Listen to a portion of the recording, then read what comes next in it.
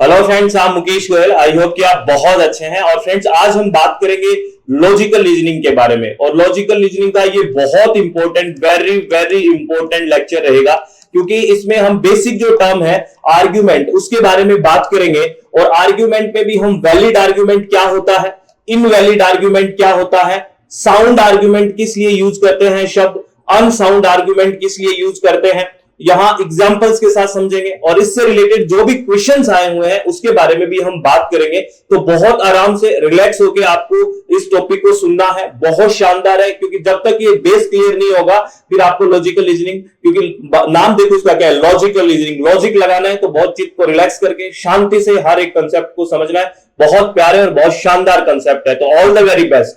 ठीक है, चलो इससे पहले कि हम बात करें फ्रेंड्स अपने टॉपिक के बारे में, मैं आपको एक इंफॉर्मेशन दे देता हूं। और वो इंफॉर्मेशन ये है कि आपको पता है जो जून में अभी एग्जाम होना है 16 जून को, इसके लिए हमने हमारी वेबसाइट www.swmg.in या फिर मोबाइल एप्लीकेशन SWMG पे पेपर 1 का क्रैश कोर्स लॉन्च किया हुआ है, जिसमें ऑल 10 की 10 यूनिट्स है, रिकॉर्डेड है, आप किसी भी टाइम देख सकते हैं। हिंदी और इंग्लिश दोनों माध्यम में है। ठीक है, इसमें जो 10 की 10 यूनिट्स में जो बहुत इंपॉर्टेंट चीजें हैं वो एकदम आपको रिविजनरी सेशन के तौर पे करवाई हुई है।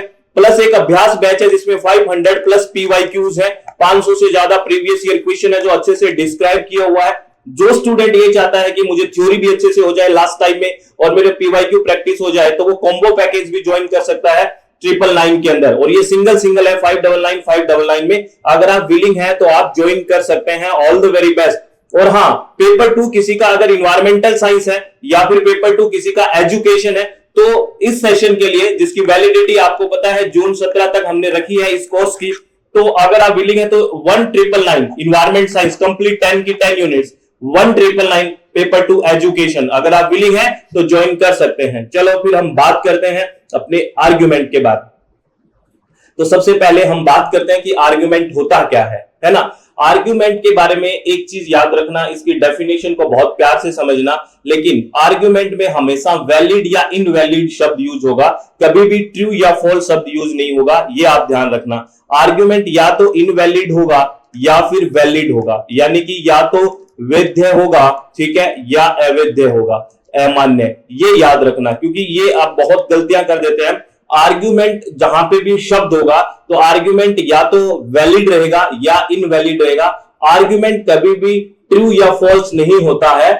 ट्रू या फॉल्स होता है कोई स्टेटमेंट या वाक्य है। जैसे मैंने कहा कि सूर्य है वो पूर्व दिशा में उगता है, या तो ये सच बात है या ये झूठ है, यानी कि या तो ट्रू है या फॉल्स है। तो ये स्टेटमेंट ट्रू या फॉल्स हो सकता है, लेकिन जो आर्ग्यूमेंट हम करेंगे वो कभी भी ट्रू या फॉल्स उसके लिए यूज नहीं करते। उसके लिए यूज करते हैं या तो ये वैलिड है या फिर ये इनवैलिड है। ये बात आपको ध्यान रखनी है। अब बात करते हैं बेसिकली आर्ग्यूमेंट जो बात कर रहे हैं होता क्या है। Argument A series of statements है, यानी कि उसमें स्टेटमेंट्स की सीरीज होती है, यानी कि कई सारे स्टेटमेंट्स से मिलके क्या बनता है, आर्ग्यूमेंट बनता है एक। ठीक है, और जो स्टेटमेंट्स होते हैं उनको बेसिकली हम प्रेमिसेस या पूर्व पक्ष वाक्य या प्रीसर बोलते हैं। ठीक है, जैसे मैं आपको एक एग्जांपल लिख के बताता हूं, एक एग्जांपल से समझना क्या है। बेसिकली एक एग्जांपल यहां लिखा हुआ है, देखिए लिखा हुआ है कि all musician can read music, सभी संगीतकार संगीत पढ़ सकते हैं। Ram is a musician, Ram एक संगीतकार है। और इसका कंक्लूजन निकल के आया कि Ram can read music, Ram संगीत पढ़ सकते हैं। तो ये जो कंप्लीट है, ये कंप्लीट जो स्टेटमेंट्स की सीरीज है, इसको हम बोलेंगे ये एक आर्ग्यूमेंट है। This is the simple form of argument. ये एक आर्ग्यूमेंट है, ठीक है, ये कंप्लीट एक क्या है, आर्ग्यूमेंट है, इसको ध्यान रखना है।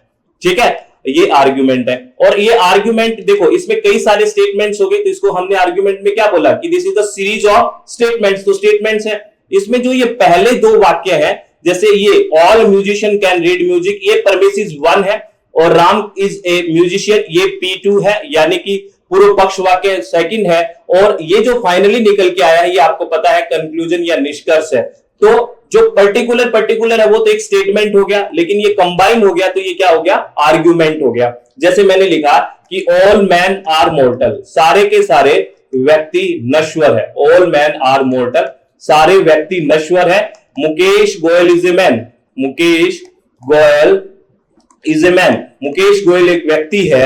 और मुकेश गोयल आल्सो मॉर्टल, मुकेश गोयल भी नश्वर है ना, मुकेश गोयल आल्सो मॉर्टल। तो अब इसमें देखिए, इसमें तो ये तीनों स्टेटमेंट्स हैं बेसिकली, जिसमें जैसे सभी व्यक्ति नश्वर है, मुकेश गोयल एक व्यक्ति है, मुकेश गोयल भी नश्वर है, ये कंप्लीट तो एक आर्गुमेंट हो गया। ये क्या है, ये कंप्लीट तो एक आर्गुमेंट है। और इसके अंदर जो ये तीन स्टेटमेंट्स है, पहला स्टेटमेंट है P1 यानी कि परमेशिज या पूर्व पक्ष वाक्य 1, सेकंड है P2 यानी कि पूर्व पक्ष वाक्य द्वितीय, और थर्ड जो फाइनल निकल के आया है वो है कंक्लूजन। तो इसमें जो ये कंप्लीट है ये तो आर्गुमेंट है, और जो एक एक स्टेटमेंट है P1 P2 और क्या हो गया कंक्लूजन। तो इसमें एक एक स्टेटमेंट है वो ट्रू या फॉल्स हो सकता है, लेकिन जो पूरा का पूरा आर्गुमेंट है या तो ये वैलिड होगा या इनवैलिड होगा। इस बात को ध्यान रखना, इसमें कभी ट्रू या फॉल्स का शब्द यूज नहीं होता, लेकिन पर्टिकुलर स्टेटमेंट के लिए ट्रू या फॉल्स शब्द यूज हो सकता है या होता है। ठीक है, ये आपको ध्यान रखना है। अब एक सटीक सी डेफिनेशन पढ़ लेते हैं। क्या है argument? Argument a set of statements, वही बात होगी, a set of statements in which a claim मतलब conclusion is defended with reason यानी कि परमिसिव, कथनों का एक समुच्चय जिसमें निष्कर्ष का बचाव आधार वाक्य द्वारा किया जाता है। जो भी निष्कर्ष आपने निकाला है, फाइनली जो कंक्लूजन निकाला है वो किस बेस पे निकाला है? जो आधार वाक्य है परमिसिव 1 और परमिसिव 2 है, उसके बेसिस पे कंक्लूजन निकाला है, तो वही तो उस कंक्लूजन या निष्कर्ष को डिफेंड कर रहे हैं, वो पूर्व पक्ष वाक्य तो डिफेंड कर रहे हैं। जैसे आपने किस आधार पे कहा कि मुकेश गोयल इज आल्सो मॉर्टल, मुकेश गोयल भी नश्वर है, किस आधार पे कहा? क्योंकि ऊपर वाले दो जो स्टेटमेंट हैं, जो परमिसिव 1 और परमिसिव 2 है, वो इसको सच करने की कोशिश कर रहे हैं। जैसे आपने किस आधार पे कहा कि Ram can read music, Ram संगीत पढ़ सकता है, ऊपर वाले दो स्टेटमेंट्स के आधार पे कहा, तो ऊपर वाले दो जो स्टेटमेंट्स है P1 और P2 वो कंक्लूजन को सच करने की कोशिश करते हैं, ये वो बात कह रहा है। ठीक है, ये बात आपको समझ में आ गई? बिल्कुल समझ में आ गई। अब बात करेंगे कि कौन से आर्गुमेंट को हम वैलिड आर्गुमेंट कहेंगे और कौन से आर्गुमेंट को हम इनवैलिड आर्गुमेंट कहेंगे इसके, और या फिर कौन से आर्गुमेंट को हम साउंड आर्गुमेंट कहेंगे और कौन से आर्गुमेंट को हम अनसाउंड आर्गुमेंट कहेंगे। इसको भी आपको बहुत आराम से सुनना है। ये तो हमने बेसिक टर्म बात कर ली कि आर्गुमेंट होता क्या है। अब बात करते हैं वैलिड आर्गुमेंट किसको कहेंगे, यानी कि वैध तर्क किसको बोला जाएगा। ठीक है, अब देखो एक सिंपल भाषा में समझ लो, वैलिड आर्गुमेंट वो होगा जो अपने परमिसिस को फॉलो करेगा, जो कंक्लूजन है, यानी कि मैं दोबारा बोल रहा हूं, एक बार दोबारा सुनना, वैलिड आर्गुमेंट या वैध आर्गुमेंट उसको कहेंगे जिसमें जो कंक्लूजन है वो अपने परमिसिस को फॉलो करेगा, पूर्व पक्ष वाक्य को। यानी अगर पूर्व पक्ष वाक्य सच है तो कंक्लूजन हर हाल में सच होगा, ये वैलिड आर्गुमेंट बोलता है। कहने का मतलब, दोबारा सुनना, वैलिड आर्गुमेंट वो आर्गुमेंट होगा जिसमें कंक्लूजन हमेशा अपने पूर्व पक्ष वाक्य या परमिसिस को क्या करता है, फॉलो करता है, उसको हम वैलिड आर्गुमेंट कहेंगे। देखना क्या है, it is not possible that conclusion is false when the premises are true, यानी ये कह रहा है कि वैध तर्क में यह संभव नहीं है कि जब अपना आधार वाक्य परिसर या परिसर जो परमिसिस है वो सत्य हो तो निष्कर्ष गलत हो। क्योंकि अगर परमिसिस ट्रू है तो, क्योंकि हमने एक बात पढ़ ली है कि वैलिड आर्गुमेंट वही होगा जो अपने परमिसिस को फॉलो करेगा, पूर्व पक्ष वाक्य को फॉलो करेगा। तो अगर यहाँ पे परमिसिस ट्रू है तो कंक्लूजन भी क्या होगा, ट्रू होना चाहिए। ठीक है, तो ये कह रहा है कि वैलिड आर्गुमेंट में ये कतई पॉसिबल नहीं है कि कंक्लूजन फॉल्स हो जाए। कब? जब परमिसिस ट्रू हो। ये फॉल्स नहीं होगा। जब परमिसिस ट्रू होगा तो कंक्लूजन भी ट्रू होगा, तभी वो वैलिड आर्गुमेंट बनेगा।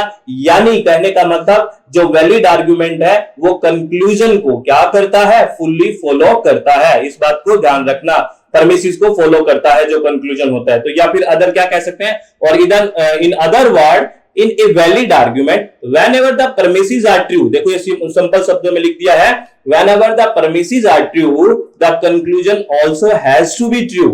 ठीक है ना, कह रहा है एक वैध तर्क में जब भी आधार वाक्य परिसर या पूर्व पक्ष सत्य होता है तो निष्कर्ष भी सत्य होना चाहिए। कहने का मतलब वैलिड आर्गुमेंट वो आर्गुमेंट होगा जो अपने पूर्व पक्ष वाक्यों को क्या करेगा, जो कंक्लूजन होगा वो फॉलो करेगा। यानी कि P1 और P2 के आधार पे ही कंक्लूजन, यानी कि अगर P1 P2 ठीक है यानी कि पूर्व पक्ष वाक्य सत्य है तो कंक्लूजन भी सत्य होगा, तो इसको हम बोलेंगे दिस आर्गुमेंट इज वैलिड। बात समझ में आ गई? इस एग्जांपल को भी देख लीजिए, जैसे इसमें P1 P2 और कंक्लूजन लिखा हुआ है, तो इसमें लिखा हुआ है कि all philosophy course are course that are super exciting. जितने भी फिलोसफिकल कोर्स है वो सुपर एक्साइटिंग है। All logic course are philosophy course, सारे लॉजिक कोर्स है वो फिलॉसफी कोर्स है। इसका कंक्लूजन निकाला, all logic course are course that are super exciting. अब देखिए ये जो कंक्लूजन निकल के आया ये ऊपर वालों को फॉलो कर रहा है दोनों को, ठीक है। तो ये आर्गुमेंट कैसा हो गया, वैलिड आर्गुमेंट हो गया। इस बात को ध्यान रखना, क्योंकि देखो आप फॉलो करते आ रहे हैं कि सारे फिलॉसफी की कोर्स है वो सुपर एक्साइटिंग है, लॉजिक कोर्स है वो फिलॉसफी कोर्स है, तो क्या बना कि लॉजिक कोर्स है वो सुपर एक्साइटिंग है, ठीक है। ये सीक्वेंस इसको फॉलो करते हुए आ रहा है परमिसिस को, तो इसको बोलेंगे हम वैलिड आर्गुमेंट। इस बात को ध्यान रखना। इनवैलिड का भी एग्जांपल पढ़ेंगे, आपको बिल्कुल समझ में आ जाएगी बात। एक बात और, अभी साउंड आर्गुमेंट के बारे में भी बात करते हैं। अब इस बात को भी ध्यान रखना, इस नोट को नोट की तरह से संभाल के रखना कि वैलिड आर्गुमेंट का कतई मतलब नहीं होता ये सच है या झूठ है। याद रखना, कभी वैलिड आर्गुमेंट को आप कंफ्यूज हो जाते हो कि वैलिड है तो मतलब सच है, ऐसा मिक्स मत कर देना। वैलिड और सत्यता का कोई आपस में लेना देना नहीं है, सीधी सी बात है। वैलिड अलग चीज है, सत्यता अलग चीज है। इस एग्जांपल से आपको दिखा रहा हूं, देखो validity says nothing about whether or not their premises are true। सीधी सी बात है, वैधता इस बारे में कुछ नहीं कहती है कि कोई आधार वाक्य सत्य है या नहीं, वो सत्यता के बारे में बात नहीं करता है ना। It only says that if they are true, ये सिर्फ एक बात कहता है वैलिड आर्गुमेंट कि अगर परमिसिस ट्रू है तो कंक्लूजन उसको फॉलो करेगा, सीधी सी इतनी बात कहता है ये। So validity is more about the form, यानी कि जो वैलिडिटी है किसी भी आर्गुमेंट की वो फॉर्मेशन की बात करता है, उसके रूप की बात करता है कि वो फॉलो करते हुए आ रहा है कि नहीं, वो किसी भी ट्रुथ की बात नहीं करता। इस बात को ध्यान रखना है। जैसे एक एग्जांपल देखिए, ये आर्गुमेंट वैलिड तो है, ठीक है, जो आपके सामने लिखा हुआ है ये आर्गुमेंट वैलिड तो है लेकिन साउंड नहीं है, यानी कि एक तरह से ये सत्य वाली बात नहीं है। देखना कैसे, जैसे इसमें हमने लिखा कि ऑल डॉग्स आर ब्लू, है ना, ऑल डॉग्स आर ब्लू,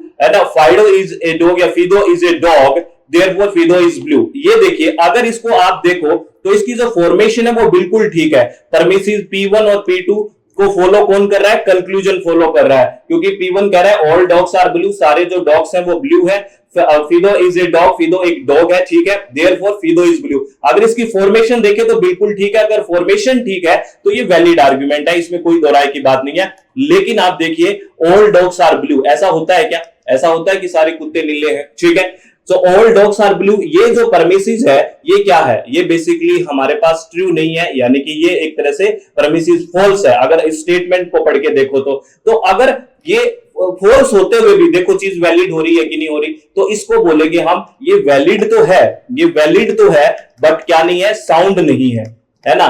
ये क्या बोलेंगे, याद रखना, वैलिड तो है बट साउंड नहीं है। इस बात को ध्यान रखना, वैलिड तो है बट क्या नहीं है, साउंड नहीं है, वैलिड बट नॉट साउंड, ठीक है। तो साउंड होने के लिए कोई आर्गुमेंट क्या कंडीशन चाहिएगी, दो कंडीशन चाहिएगी। कोई आर्गुमेंट कब साउंड बोलेंगे, जब वैलिड हो, वैलिड के साथ साथ उसमें जो परमिसिस है वो ट्रू भी होना चाहिए, तो उसको बोलेंगे दिस इज साउंड आर्गुमेंट। ये वैलिड तो है पर साउंड नहीं है। अब मैं साउंड का आपको एग्जांपल दिखाता हूं, उसको आराम से देखना। साउंड कौन सा होगा, देखिए जो फिदो हमने अभी शब्द पढ़ा था ना, उसमें मैंने एक एक्स्ट्रा जानकारी लिख दी है।